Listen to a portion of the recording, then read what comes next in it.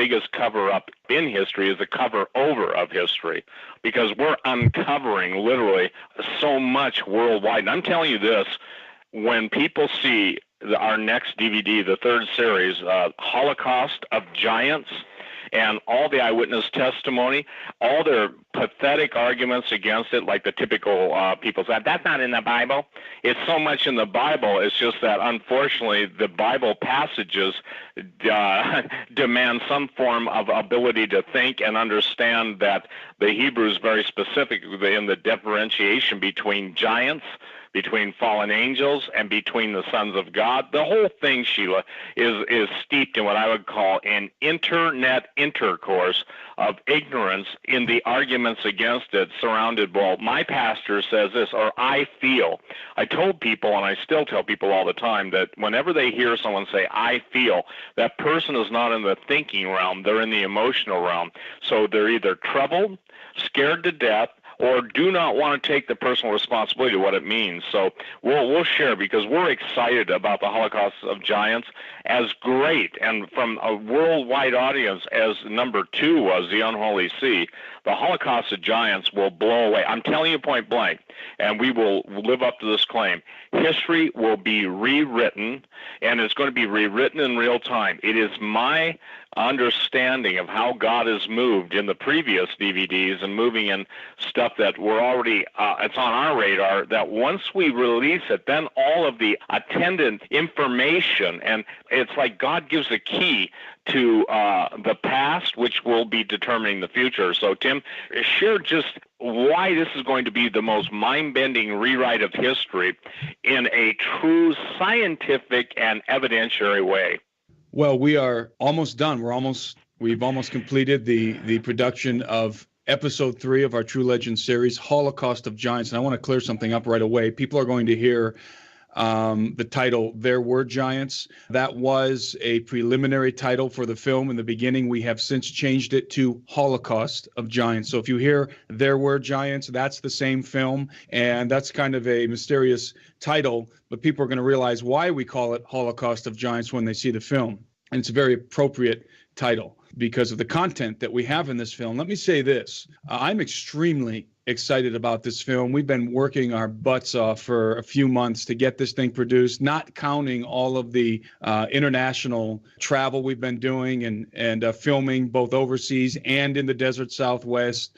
Myself, Steve, Tom Horn and his team. This is a collaborative effort with Tom Horn. The groundbreaking research that Tom Horn has been doing concerning the Anasazi, concerning giants in the desert Southwest, cannibalism, all of these themes are going to be intertwined with what we have been researching on the island of Sardinia. We've been holding the island of Sardinia information that we've gathered, that we've filmed and documented. We've been holding it close to our chest for 2 years. We made 2 trips to Sardinia. The first trip we made to Sardinia was a preliminary trip, a information gathering trip. When we saw what was there, we decided we're going back with the full camera crew, new cameras, professional cameramen, and we went to the island of Sardinia and we documented some of the most astounding information concerning giants. In fact, and I know Steve would agree with this, I believe that what we've documented on the island of Sardinia puts the pieces together concerning the giants, not only the giants in the Mediterranean and the giants from Canaan, but also the giants that showed up in the United States. We talk about in this film everything from the Anasazi to the Smithsonian cover-up to stuff concerning Sardinia that people, I guarantee, have never heard before. This is not your run-of-the-mill Nephilimery. This is groundbreaking, unique, proprietary research that we have done on the ground, both from Tom Horn's side of things and from our side of things. So we're not just rehashing information that you can find readily on the internet or in other books. This information comes directly as a result of on-the-ground investigation. This film, Episode 3, Holocaust of Giants, is going to put the pieces together for people concerning the migration of giants, concerning the post-flood giants, and a whole bunch of other things, again, that people have never heard of. By the way, we have, since from our first film to our second film, we went up a couple of notches, and we got a lot of rave reviews on the first film. We got even more rave reviews on the second film. Our second film is very, very popular, The Unholy Sea. This film is even a notch above the last film in terms of content, in terms of the production value. So we're extremely excited about this film. People are asking us all the time, when's the third film coming out? Well, the third film is coming out very soon. It will be available for sale in May. And again, we're just extremely excited about it because this is groundbreaking information. What I think too, Sheila, I'd like to add to that is that I've said all along, and you've interviewed me over the years and heard me interviewed and on talk shows, and Tim and I together, Tim and I individually, but it's like there's a specific time frame, and Pastor David Langford talks about the time that is not negotiable for God to release certain information. And I would say this, if even on the front of Drudge today, which is the 16th of March, it's talking about genetically altered super soldiers, when you can even begin to fathom this statement, and I want to go on record because this is what Tim and the film crew and we're doing in conjunction with Tom Horn. When you start to see the final destination of everything from CRISPR technology, genetic engineering, singularity, artificial intelligence, robotics, transgenic, transmutational species coming on the scene, and then you hear of the people, Christians, or at least people who claim to be Christians, having encounters with every sort of medieval, middle-aged monsters, and I'm talking not that they're middle-aged, but from the Middle Ages, all of the things that go bump in the night, and the things that are being seen in the sky, the things that are being seen coming out of volcanoes. When you put it all together, again, up until, 10 years ago, the people of God could not have understood the gates of hell. So what we have, in my opinion, is the God-directed and given release of the information that is not to scare the people of God, but to prepare the people of God. And Tim will share this too. This film has been, 2 years in the making, but Tim, the last 3 months is a little bit of underestimation. I mean, I can tell you point blank that this thing is, even in the editing stage and the music stage and the finalization stage, this is a big deal. So why is this a big deal? Well, number one, the people of God that responded to True Legends, the first and second episodes from all over the world, they say one common statement all the time: now I get it, or now it makes sense. Now I understand why God sent the children of Israel into the land of Canaan and told them not to mingle genetically and to kill every man, woman, and child, because they were genetic hybrids. And the plan of Satan all along in producing giants, in having only 200 fallen angels. Listen, I want to make a statement right now. The 200 original fallen angels that fell on Mount Hermon, by the way, at the base of that was a Mount of Transfiguration, and that's a pretty interesting concept right there. But the point being, those are the angels that were cast into Tartarus and were held in everlasting chains of darkness. But there are millions of angels, and of the millions, it used to be actually a medieval thing to try and calculate the number of angels. Well, if you can calculate the number of stars, then you could probably do it. But it talks about an innumerable company or count of angels in the scriptures. So I want to make it clear, because there are people putting out that, well, the fallen angels are alive and coming back, especially the 200. That's not the case, but they're not dealing with the millions of fallen angels.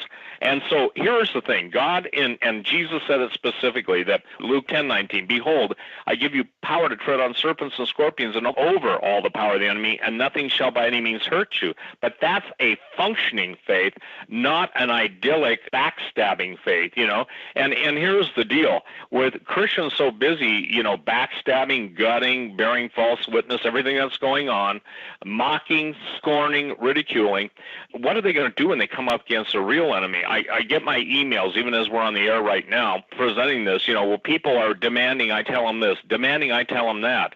Well, here's the thing. I only have so much time. Tim's only got so much time. So we put out the DVDs to give you the latest up-to-date. And I want to share something. Most of the stuff that's on the internet is nothing more than recycled stuff that I started talking about on talk radio 20 years ago.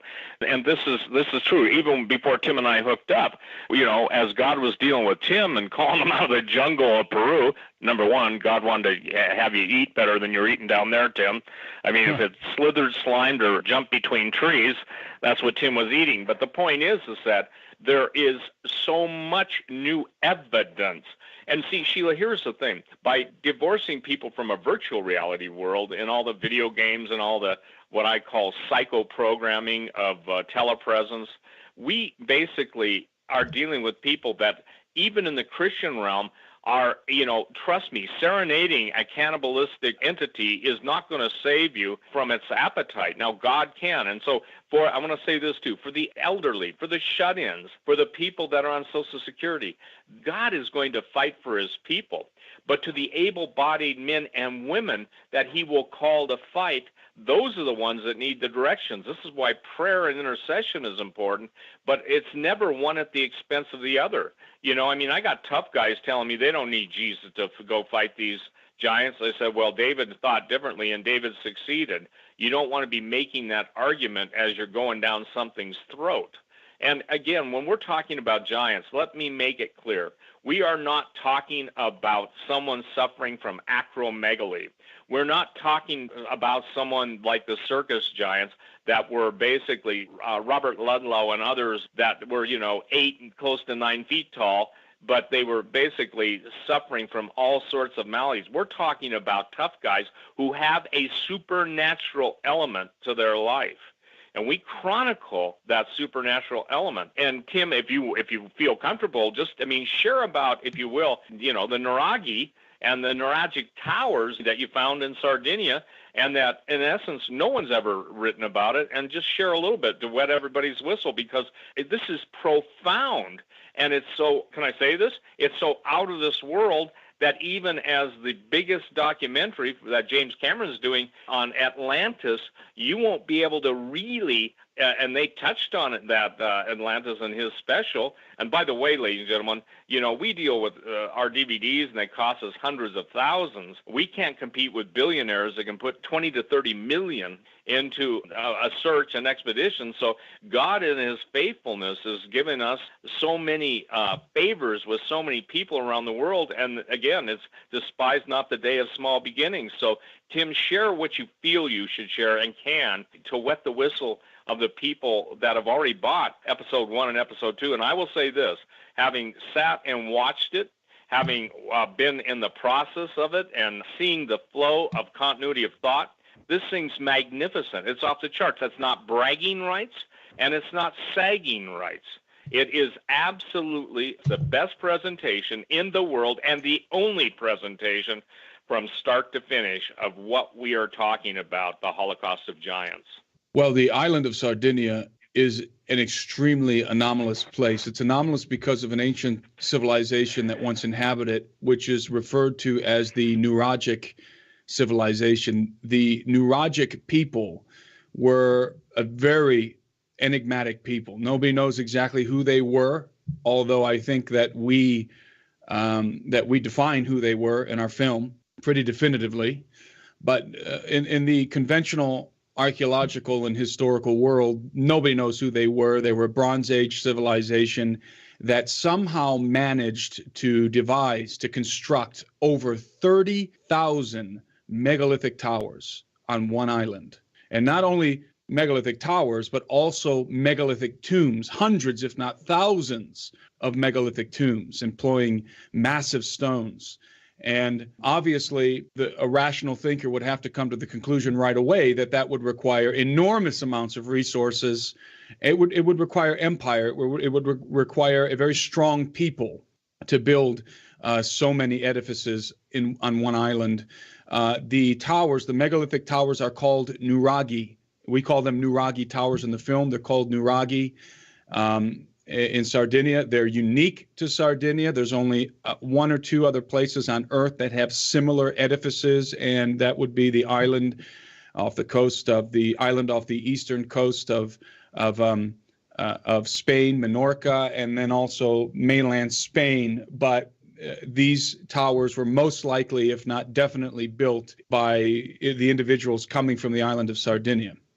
So it's a very, very strange situation, and it's bizarre in a number of ways, meaning the island of Sardinia, because it's so anomalous in what you find there. This strange neurologic civilization, these tens of thousands of megalithic towers, and the hundreds, if not thousands, of tombs of the giants that once existed. By the way, the tombs are called the tombs of the giants and have been called the tombs of the giants for time immemorial on the island of Sardinia. There's a very distinct cover-up happening on the island concerning giants that is very analogous to the cover-up that was happening in the United States concerning the bones of giants, a cover-up that was perpetuated primarily by the Smithsonian Institution. So we draw correlations there, some very, very intriguing correlations that it's going to surprise people, the correlations that we draw between the United States, the Smithsonian cover-up, the mound builders, the famous mound builders of the United States. Who were they and where did they come from? Well, we think we put our finger on the place on the map where they came from. So the island of Sardinia is, even though it's got all of these megalithic edifices and all of this mystery and this strange neurologic civilization, hardly anybody knows anything about it. We didn't know anything about it until somebody wrote us a letter and told us some very interesting things, and we decided to go check it out. Very, very little attention has been given to the island of Sardinia in archaeological terms.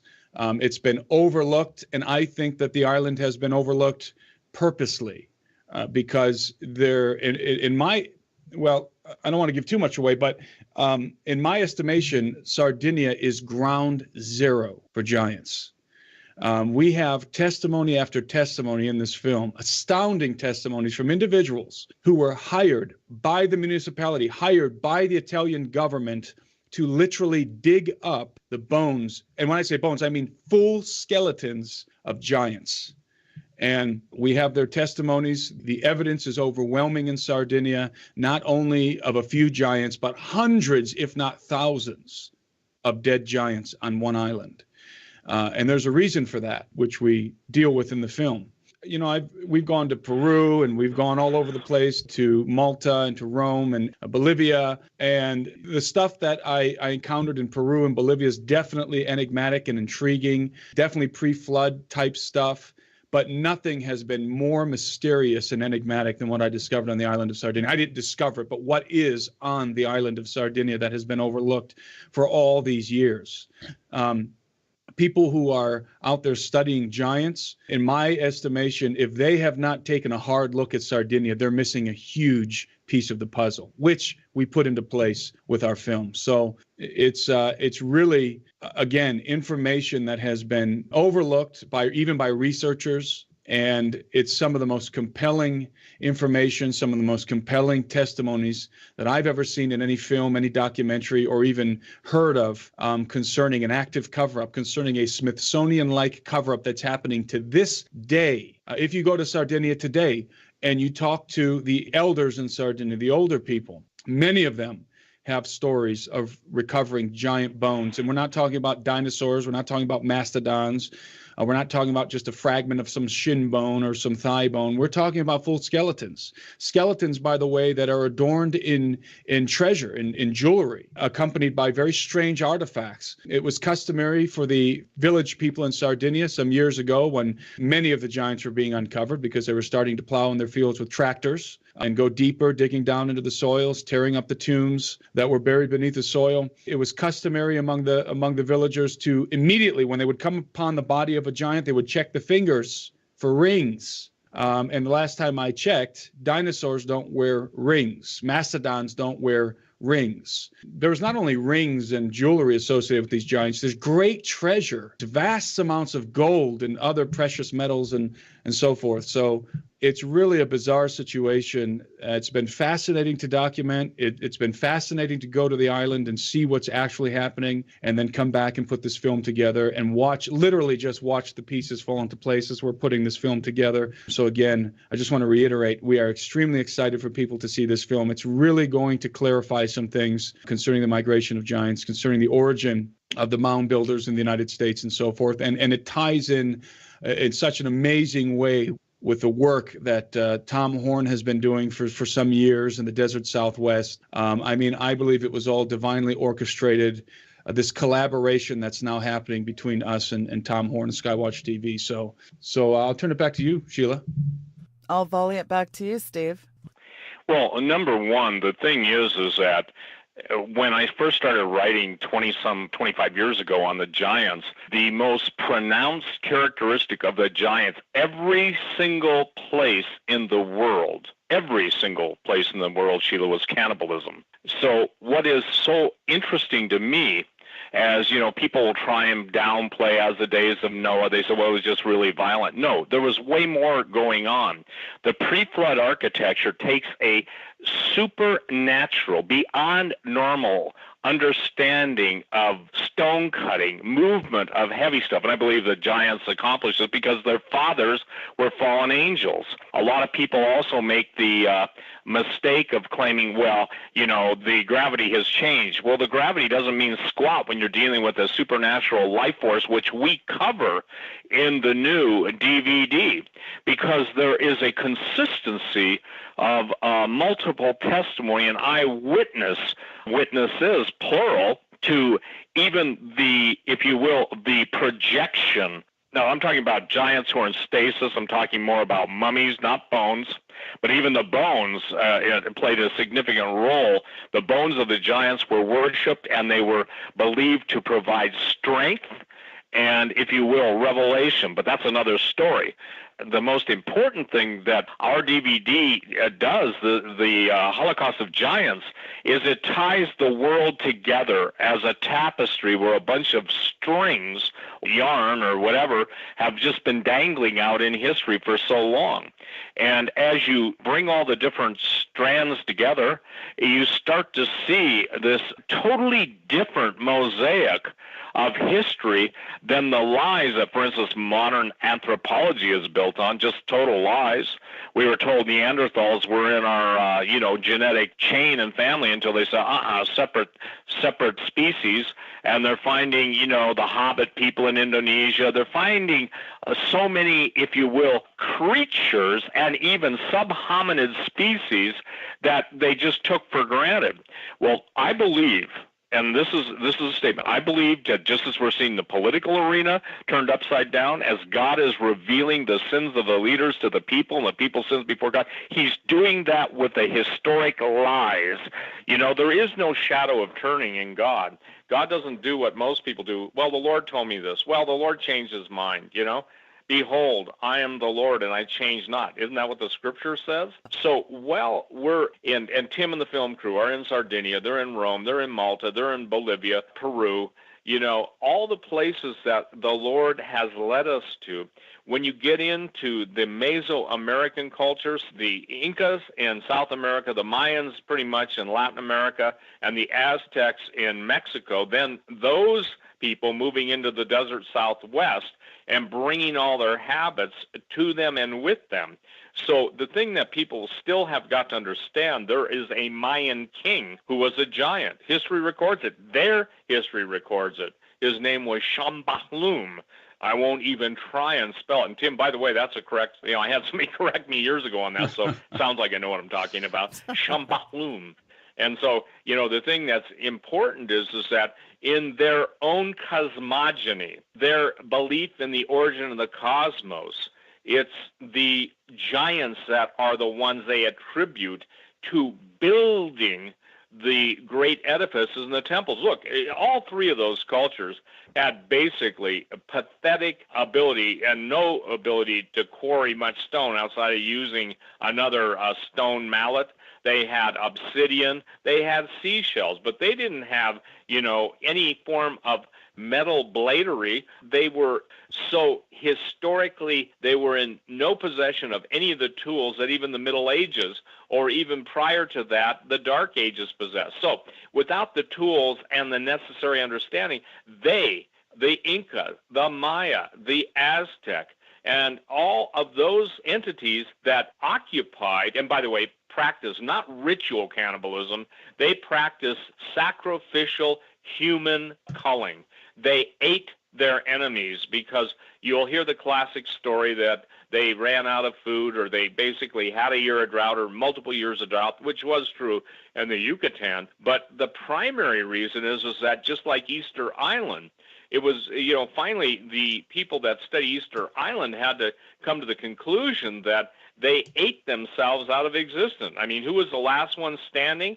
My answer to that is with the last guy's body being picked out from between his teeth. Because, again, the thing is that there was so many denials. And, by the way, the Moai statue on Easter Island, everybody just saw the head, but it wasn't recently until someone decided, let's dig down. And those are giant statues similar to Nemrut Dog, the same amount of numbers, facing, obviously in the same geographical position that even the giants in Nemrut Dog, that's in Turkey, you see them with what they claim is a cosmogony empire.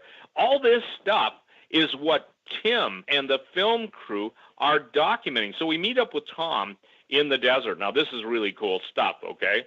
By the way, we rattled a whole lot of cages. We rattled enough cages, Sheila, that we had a drone in the sky when we were in a place called Valley of the Gods in southern Utah. I actually had a photo on my website. I put it up and drew people's attention to it. But what was more interesting than anything is we met with Native American elders, and one in particular that told us some fabulous stuff. We've got him in the film. And the giants, this is already known because that's the title of Tom Horn in my collective work. Our book that's coming out is Cloud Eaters, and it has subtitles, which I'll share in a minute. But the point is that they actively engage stargates, and the giants talk to them through the stargates, telling them they're coming back. Now, I want to make that clear to people. These are contemporary Native American, you call them medicine men, and they're always the elders that go and they get instruction. Well, I simply asked one of them, why do you guys, meaning, you guys who are, I guess you'd say, pillars and the heads of your nation, your Indian nation, worship the bones of giants that basically ate you out of existence? The Anasazi or the Pueblo people, the Anasazi, they don't like that term. By the way, the Pueblo Native Americans that we met with didn't like that term. But they used to try and deny. All contemporary, if you will, ethnologists and archaeologists denied that there was cannibalism in the desert Southwest, or throughout the Americas, especially North America.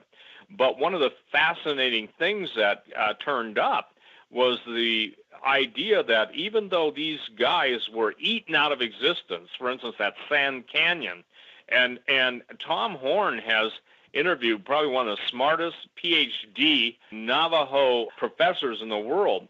And he can say, well, here's the official party line, but if you would have asked my grandfather. So we've got this stuff on video, and it's never, and I say this, it's not a hype. It's no pitch. It's never been recorded before. It's never even been approached before.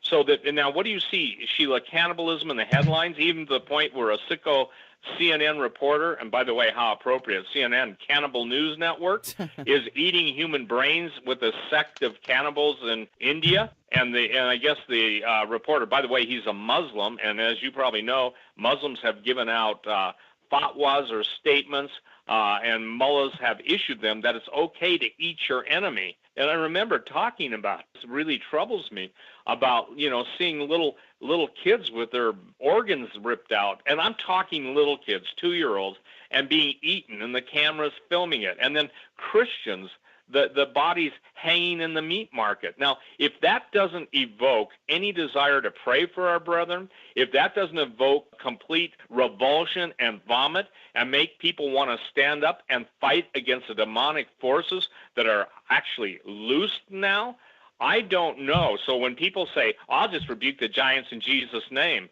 can you rebuke a cold in Jesus' name and see it leave? Do you walk in faith that degree? Because David walked in faith, but before David took on Goliath, he took on a bear and a lion with a sling. And now what we've got is we've got a bunch of liars that are great at lying, but they certainly don't know how to yield the sling against God's enemies. The web bots are picking up massive amounts of information coming out of Antarctica. 1,000, Lockheed engineers purportedly being taken down there to reverse engineer the ancient civilization stuff. I've made this statement, and I think we present it in the DVD series, unless you understand the past, you won't be able to handle the future. So all of the, if you will, the big disclosures that are coming, ancient civilizations, and the great deception that Tom Horn wrote about in Exo Vaticana, that he's been on your show and with me on Doug's show, Hagman's show, talking about this very issue that the Catholic Church is getting ready to baptize aliens. What's wrong with that? Number one, aliens are not created in the image and likeness of the living God. God separates a distinction. And God called the giants, which were a hybrid race, half human, half fallen angel, he called them bastards. And there's no shortage of bastards in the world, is there? And I mean that literally. So what happens is the greatest amount of money in the world is being produced through black ops and black projects funded by black. And what I mean by black, secret, hidden money that nobody knows about, to regenerate the giants, to basically produce super soldiers. And all of this stuff is taking place. And quite candidly, the kumbaya claimants to Christianity, that's 3C, CCC, are absolutely missing the point. So, it's not that God won't tell his people what's going to happen. It's that they just don't have time for him, And I think it's tragic that that's the case. Go ahead, Tim. Well, you mentioned the regeneration of the giants, which is a prominent theme in our film. And I mentioned the tombs of the giants earlier concerning the island of Sardinia. There's these massive megalithic tombs that are called the tombs of the giants.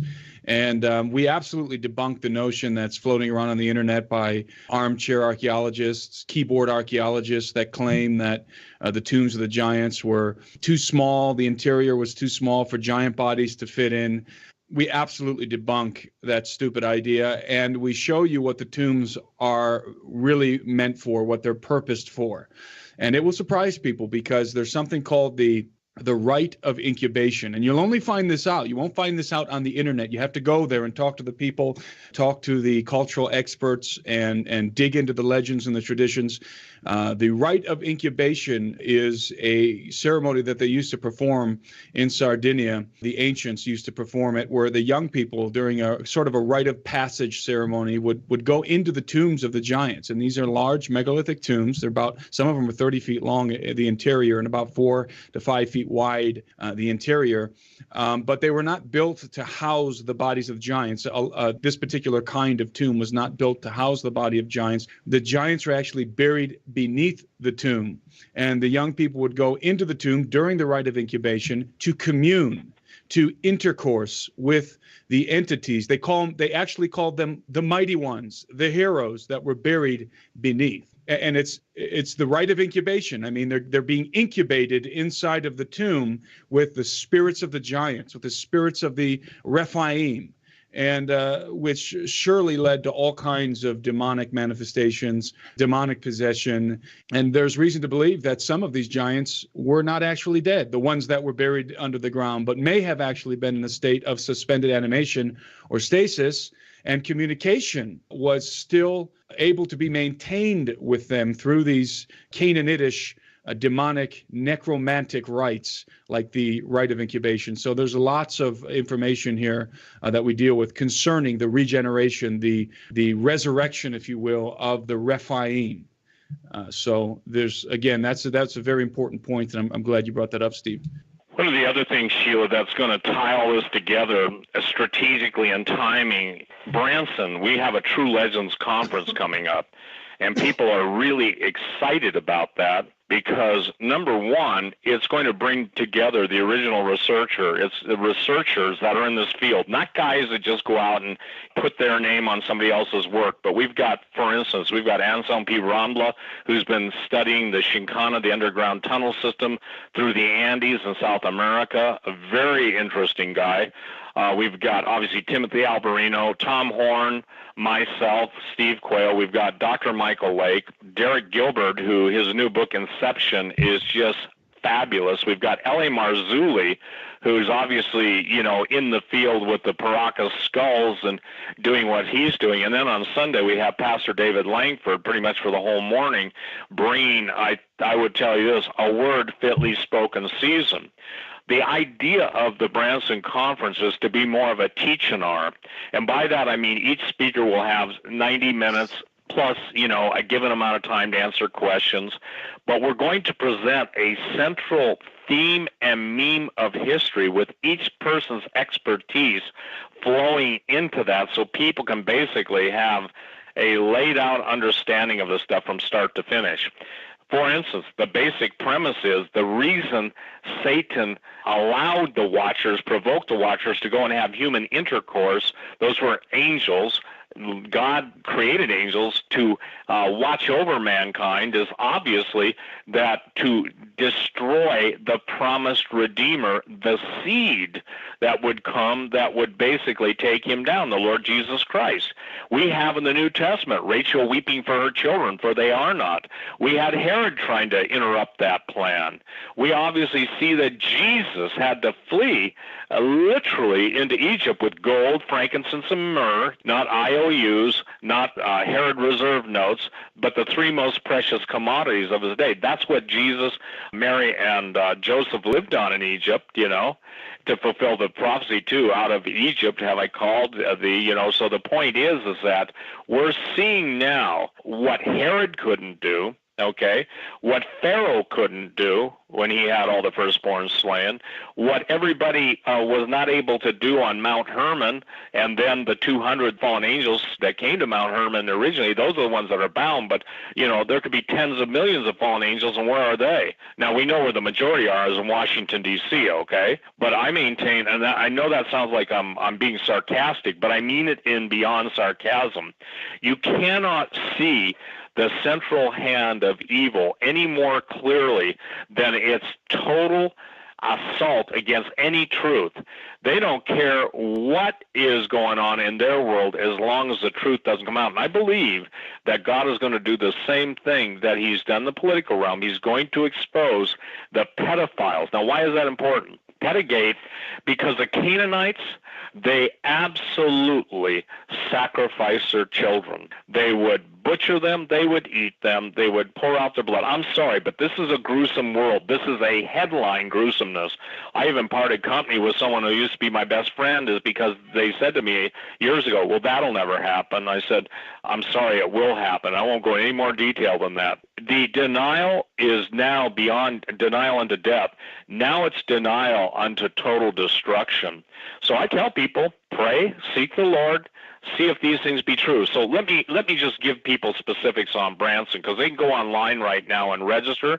And by the way, we've got a tremendous overseer that's putting this whole thing together. If you go to stevequayle.com, Gen 6 conferences, again, you can click on the banner. It's going to be at the Mansion Theater, which is a very cool place, September 15th through the 17th. It's got great acoustics.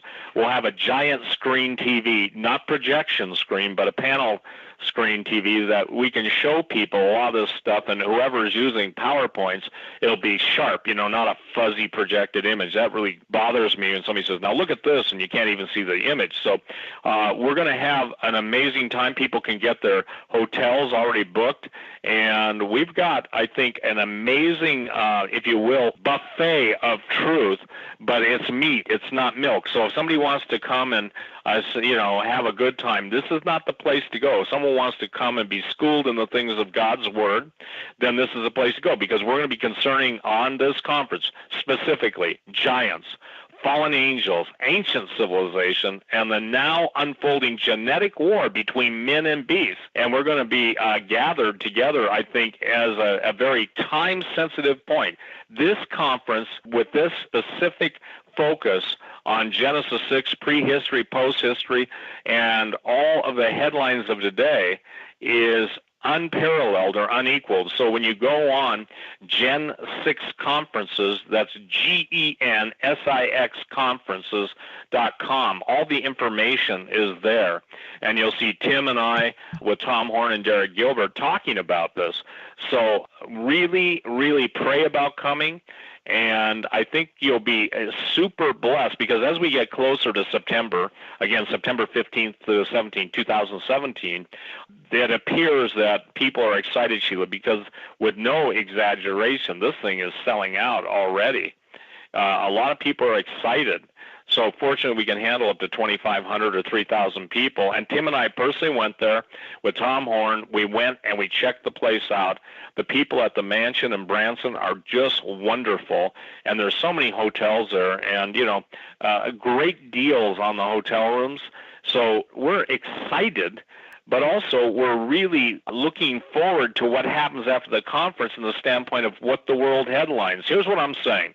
You will see headlines unlocked around the world in mass after September. When I talked about this too, Sheila, I said after Antarctica, and look, people can do whatever they want to do, but when I basically released the Empire Beneath the Ice, and you were one of the first people to have me on your show, how the Nazis won World War III, the idea was really tough for some people. After that, after the release of the book, then all the Hitler headlines came out. Mein Kampf was reintroduced, republished worldwide, even in Germany. The secret occult libraries of Heinrich Himmler came out. And from everything that's going on in the Antarctica, it all leads back to New Schwabenland, to the Germans' Empire Beneath the Ice, and even a statement by one of the researchers in 1988. He said the Fourth Reich and Final Reich will come to total visibility, I'm paraphrasing, and in everybody's faces after the financial crash. I might suggest that might be closer than anybody might think. So this isn't hogwash. There's tremendous researchers out there. National Geographic is The Hunt for Hitler. Then we got Harry Cooper's book that's on my website, Hitler in Argentina. But all this stuff is related. And by the way, Tim was living in Peru. We started True Legends, the first episode in Peru. And lo and behold, I was on, I think, Coast to Coast, and somebody who said his great-grandfather helped hide Hitler in one of the underground civilizations, in the area of one of the underground civilizations that no one even knew about. So they would have had to get there through the Shinkana. And if anybody understands the Third Reich's building and has been watching The Hunt for Hitler, the tunnels are one of the most important, if you will, foundational principles to understand. Would you say that, Tim? Yeah, I would. The book, the expedition, this part 3 of True Legends, the series, film, and now this really exciting September 15th through 17th conference in Branson. Of course, the mansion in Branson is legendary with the sound systems, as you said, Steve. It's so exciting, this marriage of Genesis 6 Productions partnering with Tom Horn, Skywatch, the Catholic Church, the Unholy See, Alien Saviors, Antarctica, pedogate, cannibalism being the order of the day. The world really is spiraling into the pit of hell, but it really is sort of the perfect storm, the perfect scenario to stage a supernatural type event, isn't it, Steve? Well, it is. And again, it's the time sensitivity. Obviously, September is the 9th month, all of the dire issues of fall. And I don't know what those are, Sheila, but I will say this, that the UFO phenomenon now has become so commensurate with the release of all the information going on in the Antarctic. For instance, all the ancients tied their building coordinates to specific stars, whether it was Pleiades, what's called the Seven Sisters. But one of the most unusual flying saucers that was ever designed by the Nazis is a cigar shape, and the name of that was the Andromeda craft. I find that incredibly interesting. Even they are saying that the speed of it was beyond 300,000 kilometers a second, okay? That's light speed in 1947. That is something else. Well, in the final segment of the program, Tim, your final thoughts, and then you can hand it back to Steve. I just want to encourage people to go register for this conference. It's going to fill up really fast. And what we're trying to do here is, by the way, this conference is hosted by Gen 6 Productions. So this is a Gen 6 Productions conference. It's called True Legends. So it's our True Legends conference. It's dealing with the content that we deal with in our films, and the guys that are coming and presenting at this conference all have material that is absolutely relevant to the kind of stuff that we've been talking about in our films, including this third installment, Holocaust of Giants. So if you're thinking about going, register as soon as possible. Reserve your seat at the conference. Our intention here is not to do just another run-of-the-mill conference. Conferences are multiplying all over the country, it seems. So we wanted to do something different. We wanted to do something where we're actually bringing guys who are going to be speaking about their own personal research in the field, their own expeditions in the field, finding the proof to back up the kinds of things that we're going to be presenting. So this is going to be unique material. And then also, I encourage people to stay tuned for the Holocaust of the Giants, the third installment of our documentary film series that is going to be coming out in May. And you can track with us at stevequayle.com. You can track with us on our Gen 6 Productions YouTube page. And just stay tuned for more updates. We're going to be doing some more updates both on the conference and on the film in the coming month. So stay tuned for that information. Tim, just quickly give out the website on how people can lock their spot for this True Legends conference. People can get tickets at gen6conferences.com. That's GENSIX conferences.com. Perfect. Steve, final thoughts. Well, final thought is this.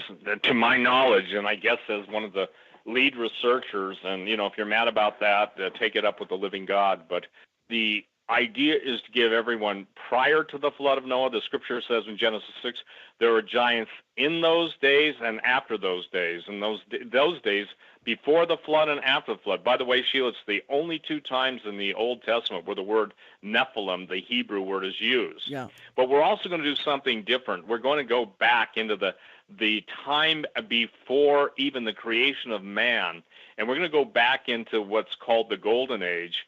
And Derek Gilbert in his book Inception, and me, what I'm dealing with is astrocatastrophism, meaning how did God judge the universe, and how can you explain very exacting records from the Sumerians that have kings both before the flood, who, by the way, were giants, that some of them lived 60,000 years, longevity. How do you explain that? People say, oh, they just missed the decimal point. Well, no, they're not Democrats or Republicans. They didn't know how to lie in those days, So the point is, well, that went over everybody said. The point is that we're at the time now where God is revealing. There's nothing that's hidden that isn't going to be revealed. And I promise you this.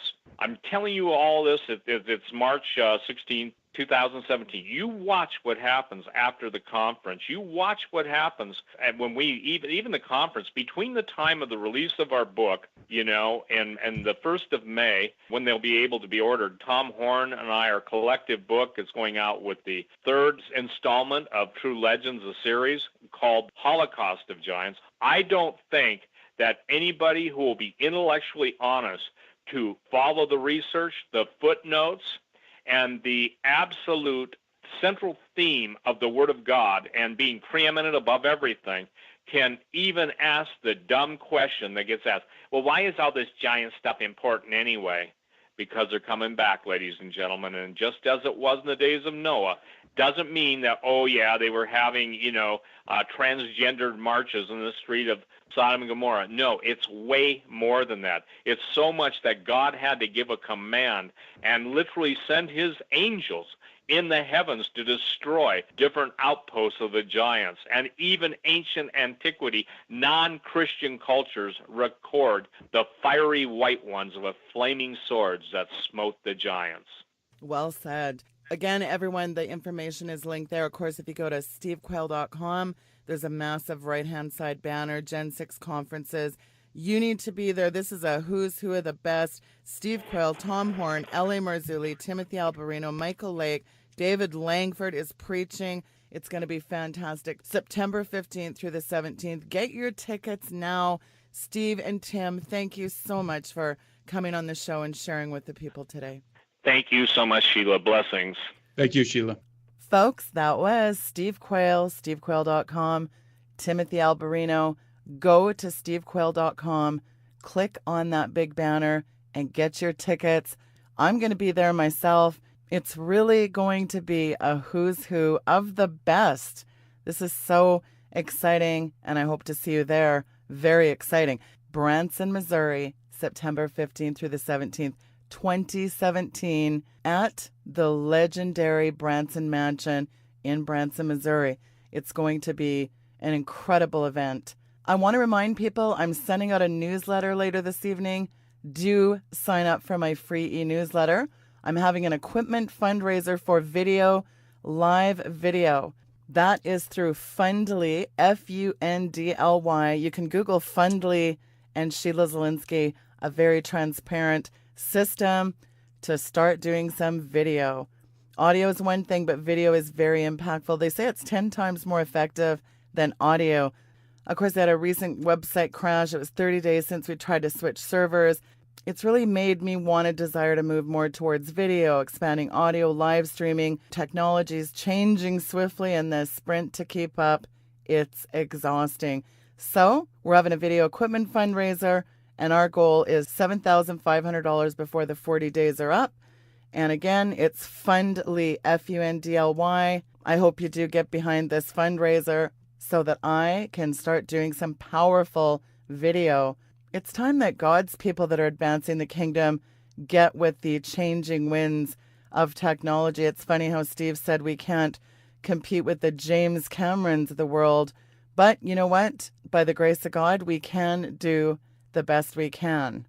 It's been 7 years, and it's time to go with something besides audio with the technology that's changing so rapidly. And who knows really how long we have on the air. We do have to look at other venues with the Stasi-style censorship that is going on. It is quite frightening indeed. So do not forget to subscribe to my YouTube channel. Go to weekendvigilante.com. My site should be back online, so do bookmark weekendvigilante.com and get signed up for that free e-newsletter. Don't forget to follow me on Twitter and like my Weekend Vigilante Facebook page. The social media icons are there at the top right. Thank you so much for tuning into the program.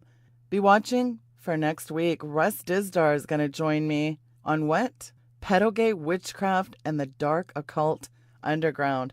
There's a handle. Have a very blessed weekend. We'll see you next week. Good night, and God bless you.